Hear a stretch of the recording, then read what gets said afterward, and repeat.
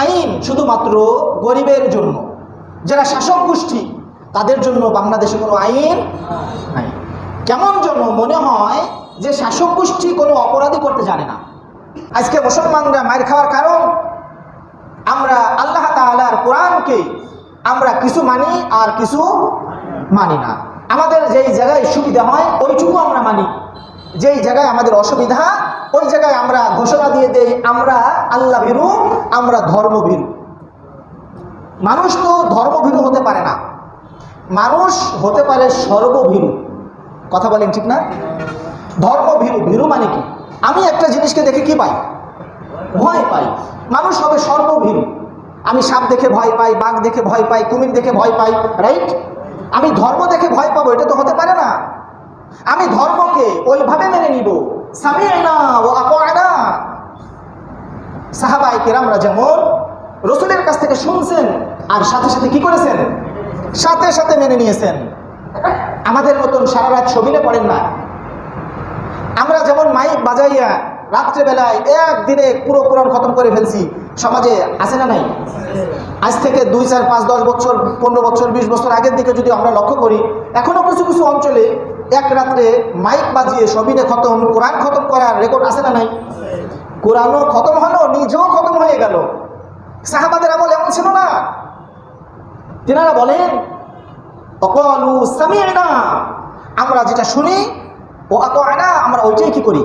মানে রাসূলের কাছ থেকে কোরআনের 10টা বা 15টা বা 20টা আয়াত তিনারা শুনছেন, ওই 10টা অথবা 15টা আয়াতকে তিনারা মুখস্থ করছেন, ওই আয়াতটাকে নিজেদের সাথে ফিট করছেন, সন্তানাদির সাথে ফিট করে দিছেন, পরিবারের সাথে ফিট করে দিছেন। যখন এই 10টা আয়াতের উপরে পূর্ণ আমল হয়েছে, এরপরে রাসূলের কাছে আসছেন, ইয়া রাসূলুল্লাহ আমাকে আরো 10টা, 20টা, 50টা আয়াত দিন। তিনারা ওইটাকে আবার ওইভাবে ফিট করছেন। এই কারণে বিধর্মী তখন যারা ছিল, যখন সাহাবায়ে কেরামরা রাস্তা দিয়ে হেঁটে যাইতো, তিনারা দেখে বলতো কেমন যেন মুহাম্মদ সাল্লাল্লাহু আলাইহি ওয়াসাল্লামের উপরে যে কোরআন নাজিল হয়েছে, এই কোরআনটা বসে নাই, কোরআনটা একটা মানুষ হয়ে জীবিত হয়ে হাঁটতেছে। সুবহানাল্লাহ। তিনারা দেখতো যে একজন মানুষ কিভাবে কোরআনের উপরে আমল করতে হয়, সাহাবায়ে কেরামরা এটা কি করছেন? দেখাই দিয়েছেন। রাসূল যেভাবে বলছেন ঠিক ওইভাবেই তিনারা কি করছেন? আমল করছেন। আর আমরা কি করি? আমাদের সুবিধাবাদ জিন্দাবাদ। আমাদের ইসলাম মানার জন্য যে জায়গায় একটু সুবিধা হয় আমরা ওই জায়গায় অতটুকু মানি, আর যে জায়গায় অসুবিধা ওই জায়গায় ইসলামী রাজনীতি চলবে। কথা বলেন ঠিক না বেঠিক? সম্মানিত হাজিরিন, আল্লাহ তাআলা 2 নম্বর সূরার কত নম্বর আয়াতে? 85 নম্বর আয়াতে কি বলেন? ফামা জাযাউ মান ইয়াফআলু যালিকা মিনকুম ইল্লা খিযয়ুন ফিল হায়াতিদ দুনিয়া। তোমরা যারা আমার কিতাবের কিছু অংশ মানবে, কিছু অংশ ছেড়ে দিবে, মানবে না, তাদের জন্য অপমান এবং জিল্লতির জীবনে দুনিয়াতে। আর কি? ওয়া ইয়াউমাল কিয়ামাতি ইউরাদ্দুনা ইলা আশাদ্দিল আযাব। 2 নম্বর সূরার 85 নম্বর আয়াতে আল্লাহ বলেন কিয়ামতের দিন তাদের ফিরিয়ে নেওয়া হবে কঠিনতম শাস্তি জাহান্নামের দিকে। যারা রবের কিতাবের কিছু মানবে আর কিছু মানবে না। রবের পুরোটাই মানার কথা রব বলছেন। কেন বলছেন? আল্লাহ বলেন লাকাদ আরসালনা বিল বাইয়িনাতি ওয়া আনজালনা মাআহুমুল কিতাবা ওয়াল মিজানা লিয়াকুমান নাসু বিল কিসত। আমি যখনই রাসূল পাঠিয়েছি, রাসূলকে পরিপূর্ণ স্পষ্ট দলিল আদিল্লা দিয়ে পাঠিয়েছি। সাথে কি দিয়েছি? তিনি যে বিচার করবেন, এই বিচার তিনি কি দিয়ে করবেন? পঞ্চেন্দ্রিয় দিয়ে। আমরা পঞ্চেন্দ্রিয় দিয়ে আমরা আমাদের চিন্তা ভাবনা করি, আমরা ব্রেন দিয়ে করি, ত্বক দিয়ে করি, চোখ দিয়ে করি, জিহ্বা দিয়ে করি। কথা বলে ঠিক না? আল্লাহ বলতেছেন, আল্লাহ তাআলা বলেন যে আমি ওমা উতিতুম মিনাল ইলমি ইল্লা কলিলা, আমি মানুষকে সামান্যতম, কলিল একেবারে সামান্যতম জ্ঞান দিয়েছি। তাহলে জ্ঞানের পরিপূর্ণতা পাওয়ার জন্য আমাদের কার সাহায্য নিতে হবে? ওহীর সাহায্য নিতে হবে। আল্লাহ বলে দিচ্ছেন আমি মানুষকে একেবারে সামান্যতম জ্ঞান দিয়েছি। ওমা উতিতুম মিনাল ইলমি ইল্লা কলিলা, আমি আমার জ্ঞানের থেকে একেবারে সামান্যতম জ্ঞান আমি মানুষকে দিয়েছি। অতএব মানুষ তার পঞ্চেন্দ্রিয় দিয়ে পরিপূর্ণ বিচার করতে পারবে না। তাহলে সম্পূর্ণ বিচার করার জন্য, এই পৃথিবীতে ন্যায়ের মানদণ্ড প্রতিষ্ঠিত করার জন্য, এই মানবতাকে আল্লাহ তাআলার পরিপূর্ণ ইনসাফ পৌঁছায় দেওয়ার জন্য আমাদের কি ধরে নিতে হবে? আল্লাহ তাআলার কিতাব ধরে নিতে হবে। আল্লাহ তাআলার আদেশ যেভাবে আছে ওইভাবে যদি আমরা মানবতার সামনে জিনিসগুলো প্রেজেন্ট করতে পারতাম, যদি আমরা সমাজে ন্যায় বিচার প্রতিষ্ঠা করতে পারতাম, তাহলে মানুষ এই সমস্যাগুলোর এখন সম্মুখীন হতো না। কথা বলেন ভাই, ঠিক না? কে বলবে যে আমি সমস্যা নেই? কে বলবে যে আমি সমস্যায় নেই? কোনো ব্যক্তি বলতে পারবে যে আমি বৈষম্যের শিকার নই? সব কিছুর মূলে আমরা আল্লাহ তাআলার কিতাবকে ছেড়ে দেওয়া, অন্য কোনো কারণ নেই। আমাদের দেশের শাসক গোষ্ঠী যে যখন আসছে, সে তখন হনুমানের ভূমিকায় অবতীর্ণ হয়েছে। জনগণ তোমরা না খেয়ে থাকো, আমরা আমাদের আখের গুছাই নেব, এরপর আমরা অন্য দেশে যেয়ে আমরা আরামসে তেল মাখাইয়ে আমরা সুন্দর করে ঘুমাবো। কথা বলেন ঠিক না বেঠি? আল্লাহ পাক বলেন, যদি আমার কোনো বান্দা আমার কিতাবের কিছুর উপর ঈমান আনে, কিছু মানে আর কিছু ছেড়ে দেয়, তাহলে দুনিয়াতে তার অপমানের জীবন চলবে, জিল্লতি তাকে আমি দিব, আর আখিরাতে তার জন্য কি ওয়ায়াউমাল কিয়ামাতি ইউরাদ্দুনা ইলা আশাদ্দিল আযাব, আমি কঠিনতম শাস্তি জাহান্নামের দিকে তাকে আমি কি করে নিয়ে যাব? ধাক্কায় নিয়ে যাব, ধাক্কায় নিয়ে যাব। আমাল্লাহু বিগাফিলিন আম্মা তা'মালুন। আল্লাহ তাআলা বলেন, তারা যা করে আল্লাহ সে সম্পর্কে কোনোটাই গাফিল নয়, সব আল্লাহ তাআলা জানেন। আমরা যা কিছু করতেছি, আমরা আমাদের ব্যাপারে আল্লাহ তাআলা কোনো কিছুই তিনি জানেন না এমন নয়, তিনি সব কিছু জানেন। বিশ্বাস হয় আমাদের? সম্মানিত হাজিরিন, তো আল্লাহ তাআলা যখন এই আয়াতটা নাজিল করলেন, আল ইয়াউমা আকমালতু লাকুম দীনাকুম ওয়া আতমামতু আলাইকুম নি'মাতি ওয়া রাদিতু লাকুমুল ইসলামা দীনা, তো এই আয়াত নাজিল হওয়ার পরে আমাদের মানব রচিত কোনো কিছুর প্রয়োজন পড়ে? কথা বলে না, কোনো কিছুর প্রয়োজন পড়ে? কোনো কিছুর প্রয়োজন পড়ে না, যেহেতু আল্লাহ আমাদের জন্য নিয়ামতকে পরিপূর্ণ করে দিয়েছেন এবং রসুলের উপরে স্পষ্ট দলিল দিয়ে, কিতাব দিয়ে, ন্যায় বিচারের মানদণ্ড দিয়ে, দাড়িপাল্লা দিয়ে তিনাকে আল্লাহ তাআলা দুনিয়াতে পাঠাইছেন, যাতে মানবতার ভিতরে তিনি কি করতে পারেন? ন্যায় বিচার প্রতিষ্ঠা করতে পারেন। এই আয়াতটা 57 নম্বর সূরা, সূরা আল হাদিদ। এই আয়াতটা 57 নম্বর সূরা, সূরার নাম কি? সূরা আল হাদিদ। হাদিদের কত নম্বর আয়াত? 25 নম্বর আয়াত। আমরা একটু দেখে নেব ইনশাআল্লাহ। 57 নম্বর সূরা, সূরা আল হাদিদের 25 নম্বর আয়াতে আমরা এই কথাগুলো পেয়ে যাব। আরো বেশি পাবো, যা বললাম তার থেকে আরো অনেক গুণ বেশি পাবো। আল্লাহ তাআলা কি বলেন আরো শোনেন, ওয়া ইয়াবতাগি গায়রাল ইসলামি দীনান ফালাই ইউকবালা মিনহু ওয়া হুয়া ফিল আখিরাতি মিনাল খাসিরিন। যারা ইসলাম পাওয়ার পরে অন্য কোনো ধর্ম প্রেজেন্ট করবে আল্লাহর সামনে, ইসলাম পাওয়ার পরেও যে ইসলামকে মনে প্রাণে মোহাব্বত করে ধরে নিতে পারবে না, মেনে নিতে পারবে না, সে কিয়ামতের ময়দানে সে যা নিয়ে সামনে উঠুক না কেন, কোনোটাই আল্লাহ তাআলা কি করবেন না? কথা বলে না, কি করবেন না? গ্রহণ করবেন না। সম্মানিত হাজিরিন, আমাদের দেশের বিচার ব্যবস্থা, এই কোরআনের বিচার ব্যবস্থা না ব্রিটিশ শাসন দিয়ে চলতেছে এখনো? ব্রিটিশ যে আইন প্রণয়ন করেছে, এটা কোরআনের কত নম্বর আয়াত দিয়ে করেছেন? চুরির বিচার বাংলাদেশে যেটা করা হয়, এটা কোরআনের কত নম্বর সূরার কত নম্বর আয়াত দিয়ে করা হয়? জিনা ব্যভিচারের বিচার এইটা বাংলাদেশে হয় না? হয়, কিন্তু কোরআনের কোন আয়াতটা দিয়ে হয়? ডাকাতি করার বিচার কোরআনের কোন আয়াতটা দিয়ে হয়? তাহলে বোঝা গেল আইন শুধুমাত্র গরিবের জন্য, যারা শাসক গোষ্ঠী তাদের জন্য বাংলাদেশে কোনো আইন নাই। কেমন যেন মনে হয় যে শাসক গোষ্ঠী কোনো অপরাধী করতে জানে না। কথা বলেন ঠিক না বেঠি? যে যখন শাসক গোষ্ঠী হয়, আমরা আমাদের জীবন দশায় যতটুকু দেখতে পেয়েছি, এতটুকুর ভিতরে আমরা যদি যাচাই করি, তাহলে দেখা যাবে যখন যেই শাসন ক্ষমতার ভার নিয়েছে, শত অন্যায় করার পরেও কেমন যেন তাদের কোনো অন্যায় নাই, বিচার তাদের নামে কোনো কিছুই হয় না।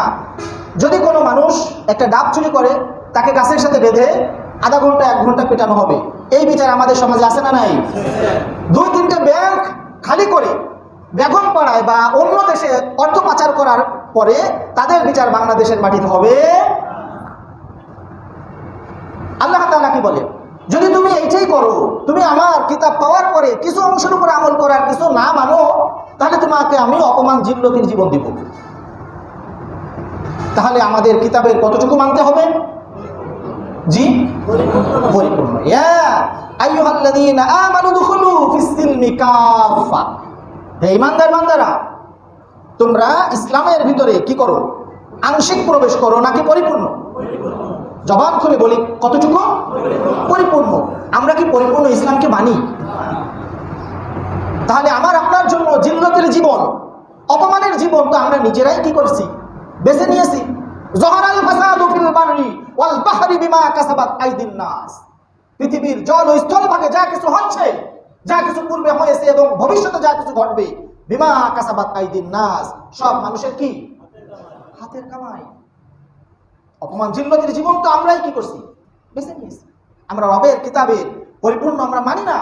চোরের বিচার হয় না, ডাকাতির বিচার হয় না, জিনা ব্যভিচারের বিচার হয় না, অর্থ লুটপাটের বিচার হয় না।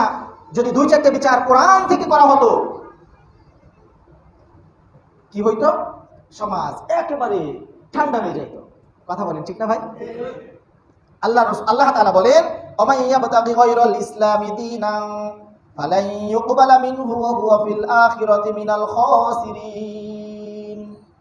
আল্লাহ তাআলা বলেন, আর যে কেউ ইসলাম ব্যতীত অন্য দিন গ্রহণ করতে চাইলে, ইসলাম ব্যতীত সে অন্য কোনো জিনিস সে যদি গ্রহণ করতে চায়, ব্রিটিশের চাক, আমেরিকার চাক, ইন্ডিয়ার চাক, পাকিস্তানের চাক, আফগানিস্তানের চাক, যারই চাক না কেন, কোরআন ব্যতীত, ইসলাম ব্যতীত সে যদি অন্য কারোর কোনো জিনিস গ্রহণ করে, কোরআন ও হাদিসে নাই এমন কোন জিনিস যদি সে আল্লাহর সামনে কিয়ামতের ময়দানে প্রেজেন্ট করে,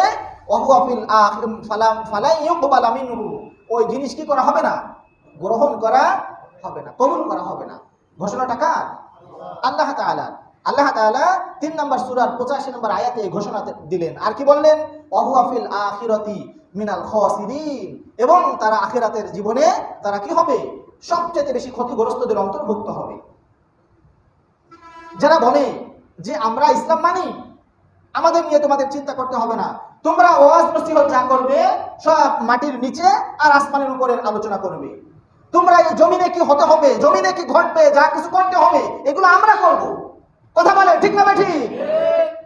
আল্লাহ এই কথা বলেন না। আল্লাহ বলেন, ইনিল হুকমু ইল্লা লিল্লাহ, জমিন আমার, হুকুম চলবে কার? আল্লাহ।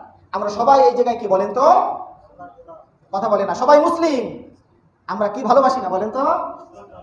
যদি তাই হতো তাহলে আমরা 90% মুসলিমের দেশে হয়তো বা কোনো না কোনো একবার হলেও আমরা ইসলাম দিয়ে, কোরআন দিয়ে আমাদের ভাগ্যটাকে একবার হলেও যাচাই করে নিতাম, ঠিক না ভাই? কখনোই আমরা এই সুযোগটা গ্রহণ করতে চাই নাই। জানি না ভবিষ্যতে আমরা কেউ চাবো কিনা। চাবো আমরা? রাজি আছি আমরা ইনশাআল্লাহ?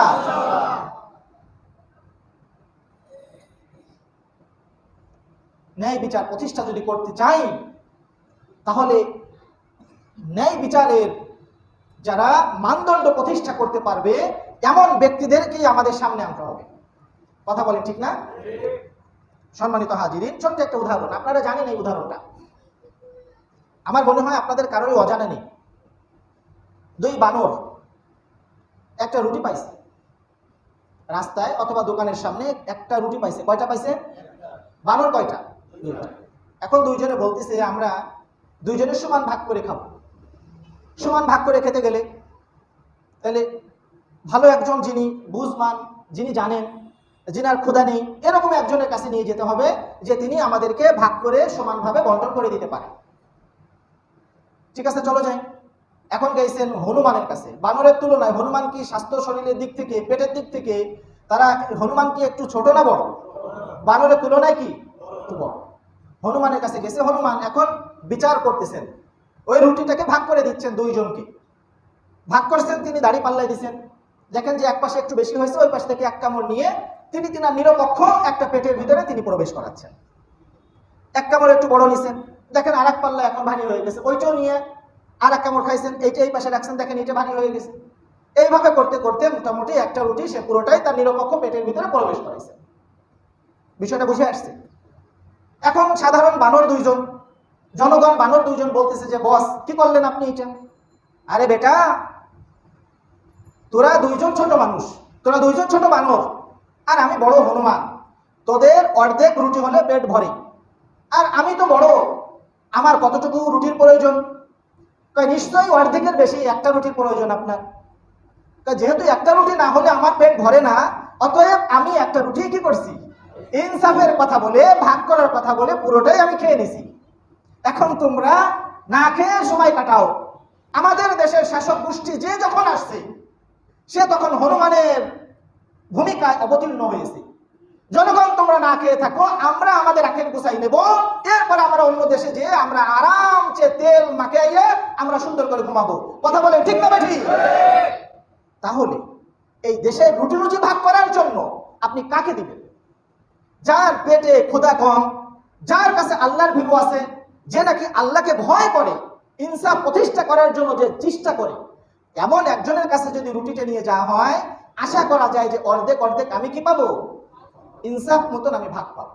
আমরা এমন কোন মানুষকে আমাদের রাষ্ট্রীয় ক্ষমতায় এখনো বসাইতে আমরা মুসলমান হওয়ার পরেও আমরা করার চেষ্টা করি। বুঝে আসছে কথাগুলো? সবাই বলেন তো আমরা কি ভালোবাসি না? আমরা চাই না যে ইসলামী হুকুমত দেশে কায়েম হোক।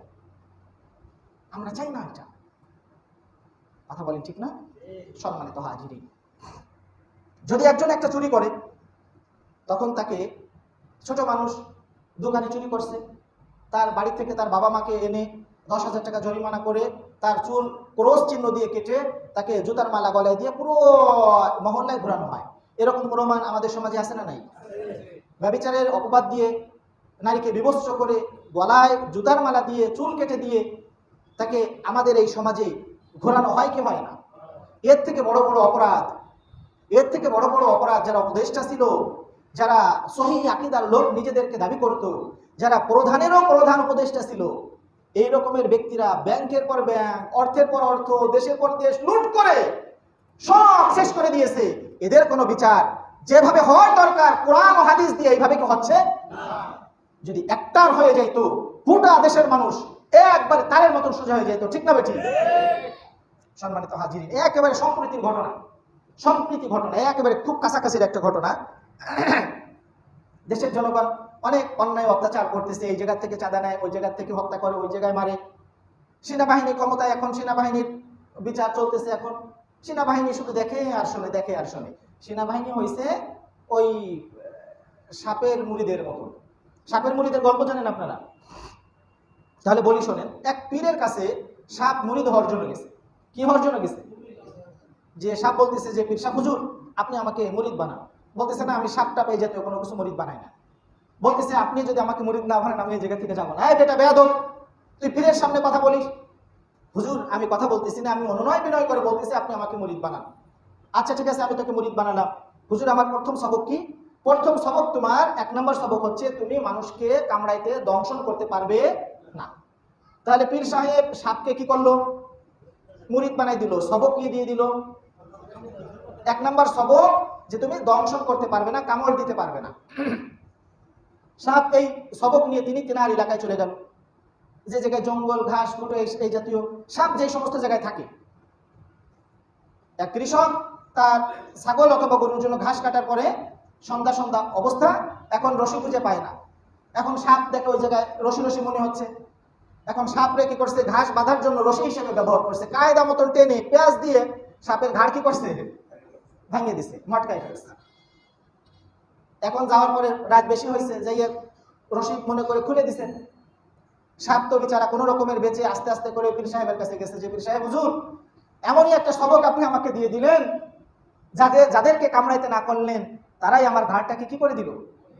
বটকাই দিল। পীর সাহেব ধমক দিতে চাই, বেটা তোকে আমি কামড়াইতে না করছি, তোকে আমি ফস করতে না করছি? তুই যদি একটা ফস এরকম শব্দ করতি, ওই বেটা কৃষক এমন দৌড় দিত, বাপের বাড়ি দাদার বাড়িতে যাই পড়তো। কথা বলেন ঠিক না বেটি? মানুষ যখন বেশি অন্যায় অত্যাচার শুরু করছে, সেনাবাহিনী যখন হাতে লাঠি নিয়ে ফস শুরু করছে, এখন মোটামুটি কিছুটা শান্ত হয়েছে না? ইসলাম দিয়ে যদি এইভাবে আমাদের বিচার করা হতো, ইসলাম দিয়ে, কোরআন দিয়ে, হাদিস দিয়ে আল্লাহর আইনকে যদি সমাজে প্রতিষ্ঠা করা হতো, তাহলে আমাদের এই সমাজে অন্যায় অবিচার অনাচার এইগুলোর শিকার আমরা হইতাম। তাহলে আমরা নিজেরাই নিজেদের অপমান এবং জিল্লতির জীবন আমরাই বেছে নিচ্ছি। আমরা শেষ পর্যন্ত ভোট দেওয়ার সময় তাগুতকেই আমরা কি করতেছি? বেছে নিচ্ছি। আমরা চাই না ইসলাম ক্ষমতায় আসুক আর চোরের বিচার হোক কোরআন দিয়ে, জিনা ব্যভিচারের বিচার হোক কোরআন দিয়ে। কথা বলি ঠিক না বেঠিক? অর্থ আত্মসাতের বিচার হোক কোরআন দিয়ে। এটা আমরা ম্যাক্সিমাম মানুষ চাই না। আল্লাহ তাআলা কি বলেন শোনেন আপনারা, আল্লাহ কি বলেন? আল্লাহ তাআলা বলেন যে তুমি যখন ন্যায় বিচারের মানদণ্ড তুমি কায়েম করবে, তোমার যদি কেউ নাক ভেঙে ফেলে তুমিও তার নাক ভেঙে ফেলো। এই আদেশটা কে দিয়েছেন? তোমার যদি চোখ নষ্ট করে দেয় তবে তুমিও তার চোখ নষ্ট করে দাও। এটা কে বলেছেন? আল্লাহ বলেছেন। এই জায়গায় তো আমার আপনার কারো কথা না, আল্লাহর কথা। আল্লাহ তাআলা বলতেছেন ওয়াকাতাবনা আলাইহিম ফিহা আন্নান নাফসা বিন নাফসি ওয়াল আইনা বিল আইনি ওয়াল আনফা বিল আনফি ওয়াল উযুনা বিল উযুনি ওয়াস সিন্না বিস সিন্নি ওয়াল জুরুহা কিসাস। আল্লাহ তাআলা বলতেছেন কি বলেন যে আর আমি তাদের উপরে তাতে অত্যাবশ্যক করে দিয়েছিলাম যে প্রাণের বদলে প্রাণ, অর্থাৎ জানের বদলে কি জান, চোখের বদলে চোখ, নাকের বদলে নাক, কানের বদলে কান, দাঁতের বদলে দাঁত। আল্লাহ তাআলা বলতেছেন যে এইটাই ছিল ইনসাফ এবং কিসাস। এখন যদি একজনের হাত ভেঙে ফেলা হয়, তার কিসাস কি হাত ভাঙা হয়? হয় না। 2-4 হাজার টাকা জরিমানা করে 1-2 মাস জেল খাটার পরে সে ঠিকই বের হয়ে আসে, আবার সে একই অন্যায় সে আবার কি হয়ে যায়? জড়িত হয়ে যায়, যুক্ত হয়ে যায়। আল্লাহ তাআলা কি বলেন শোনেন। আল্লাহ বলেন ওমাল্লাম ইয়াহকুম বিমা আনজালাল্লাহু ফাউলাইকা হুমুল কাফিরুন। আল্লাহ তাআলা বলেন যা আল্লাহ তাআলা নাজিল করেছেন সে অনুযায়ী যদি তোমরা বিধান না দাও, বিচার না করো, আল্লাহ বলেন ফাউলাইকা হুমুল কাফিরুন, তারা কি? কথা বলে না, তারা কি? তাহলে আমাদের এই দেশে, উপমহাদেশে, বাংলাদেশে যে বিচার ব্যবস্থা, যারা আইন প্রণয়ন করেছে, যারা আইন প্রণেতা, কোরআনের ভাষায় তারা কি?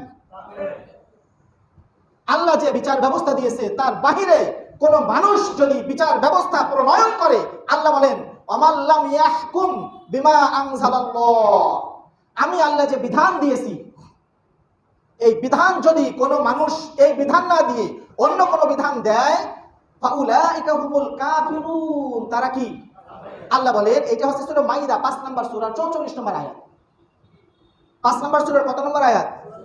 আল্লাহ তাআলা এই 5 নম্বর সূরার 45 নম্বর আয়াতও বলতেছেন ওয়ামাল্লাম ইয়াহকুম বিমা আনজালাল্লাহু ফাউলাইকা হুমুজ জালিমুন। আমি যা নাজিল করেছি বিচার ব্যবস্থার জন্য, এই বিচার ব্যবস্থা না দিয়ে যদি কোনো মানুষ অন্য কোনো ব্যবস্থা করে, তোমাদেরকে তার বিচারের অন্য কোনো পদ্ধতি তোমাদেরকে প্রেজেন্ট করে, ফাউলাইকা হুমুজ জালিমুন, তারা এই পৃথিবীতে সবচেয়ে বড় কি? জালেম। এটা আমার কথা না, কার কথা? 5 নম্বর সূরার 45 নম্বর আয়াত শেষের অংশ, 5 নম্বর সূরার 44 নম্বর আয়াতের শেষের অংশ, ফাউলাইকা হুমুল কাফিরুন, তারাই কি? কাফির। আমার কথা না, আল্লাহ কি বলেন আরো শুনেন ওয়ামাল্লাম ইয়াহকুম বিমা আনজালাল্লাহু ফাউলাইকা হুমুল ফাসিকুন। আল্লাহ প্রথম বললেন কি তারা কি? পরের আয়াতে কি বললেন? জালেম। আর এই আয়াতে বললেন হুমুল ফাসিকুন, তারাই কি? ফাসিক। ফাসিক, জালেম, এরা কি জান্নাতের অধিবাসী? তাহলে আমার আপনার এই সমাজে যদি ন্যায় বিচার পেতে হয়, সুখে শান্তিতে যদি ঘুমাইতে হয়, নিরাপদ জীবন পেতে হয়, তাহলে ওহির জ্ঞানে যারা জ্ঞানী তাদেরকে দায়িত্ব দেওয়া ছাড়া বিকল্প কোনো ব্যক্তিদের মাধ্যমে আমাদের এই সমাজে ন্যায় বিচার প্রতিষ্ঠা হওয়া কোনো দিন সম্ভব হবে না, হয়নি, ভবিষ্যতে হওয়ার সম্ভাবনা নাই। সিদ্ধান্ত আপনারা কি করবেন? আমি বুঝাইতে পারছি আপনাদের? কোরআনের যে আয়াতগুলো বললাম, এই আয়াতগুলো মেহেরবানি করে আপনারা এক নজর হলো একটু দেখে নেবেন যে মুফতি মারুফ সাহেব কি বললো। আসলে কি তিনি ভুয়া কথা বললো নাকি কোরআন থেকে সঠিক কথা বললো? পারবো ইনশাআল্লাহ। সবার হাতে কম বেশি অ্যান্ড্রয়েড সেট আছে, মোবাইলে অ্যাপস আছে। আমি আপনাদেরকে বলে দিলাম, আয়াত নাম্বার বলে দিলাম, কোরআনের কোন সূরা সেটা বলে দিলাম, কত নম্বর সূরা সেটা বলে দিলাম। আপনি একটু যাচাই করে দেখেন। তাহলে আল্লাহ তাআলা আল্লাহ রাসূলকে কি দিয়ে পাঠালেন? তাহলে বোঝেননি আপনারা? লাকাদ আরসালনা রুসুলানা বিল বাইয়িনাত। এক নাম্বার আল্লাহ তাআলা আল্লাহ রাসূলকে সুস্পষ্ট দলিল আদিল্লা দিয়েই পাঠাইছেন। ওয়া আনজালনা মাআহুমুল কিতাব, এবং রাসূলের সাথে কি দিয়ে দিবেন? কিতাব মানে কি? কোরআন দিয়েছেন। আর কি দিয়েছেন? ওয়াল মিজান। মিজান শব্দের অর্থ আপনারা জেনে নিন। আর কি দিলেন? এই জন্য দিলেন লিয়াকুমান নাসু বিল কিসত, যাতে এই মানবতার ভিতরে ন্যায় নীতি কি হতে পারে? প্রতিষ্ঠিত হতে পারে। অতএব এই কোরআন থেকে যে বিমুখ হয়ে যাবে, যে কিছু মানবে আর কিছু মানবে না, ফামা জাযাউ মান ইয়াফআলু যালিকা মিনকুম ইল্লা খিজিয়ুন ফিল হায়াতিদ দুনিয়া, তাদের জন্য অপমান এবং জিল্লতির জীবন, যারা কোরআনের কিছু মানবে সুবিধা অনুযায়ী আর কিছু ছেড়ে দিবে অসুবিধার কারণে। আর কি ওয়ায়াউমাল কিয়ামাতি ইউরাদ্দুনা ইলা আশাদ্দিল আযাব, তাদের জন্য তাদেরকে হাঁকিয়ে নিয়ে যাওয়া হবে জাহান্নামের কঠিনতম শাস্তির দিকে। সূরা বাকারা 2 নম্বর সূরার 85 নম্বর আয়াত, আর প্রথম যেটা বলা হলো 57 নম্বর সূরার 25 নম্বর আয়াত। একটু মেহেরবানি করে দেখে নেব। আল্লাহ আমাকে সহ আমাদের সকলকে এই কথাগুলো বুঝার এবং সমাজে ন্যায় প্রতিষ্ঠা করার জন্য, ন্যায় বিচার প্রতিষ্ঠিত হওয়ার জন্য আমাদের যা কিছু করণীয় আমাদের পক্ষ থেকে আমরা তাই কিছু করতে রাজি আছি ইনশাআল্লাহ। আল্লাহ সকলকে বুঝদান করুক, সবাই বলি আমিন। এবং আমরা যেন ন্যায় বিচার পেয়ে আমাদের ভবিষ্যৎ প্রজন্ম যেন ন্যায় বিচারের সুশীতল ছায়াতলে এই বাংলার জমিনে আসতে পারে, আল্লাহ সেই সুযোগ এবং তৌফিক আমাদের সকলকে দান করুক, সবাই বলি আমিন। ওয়া আখিরু দাওয়ানা আনিল হামদুলিল্লাহি রাব্বিল আলামিন।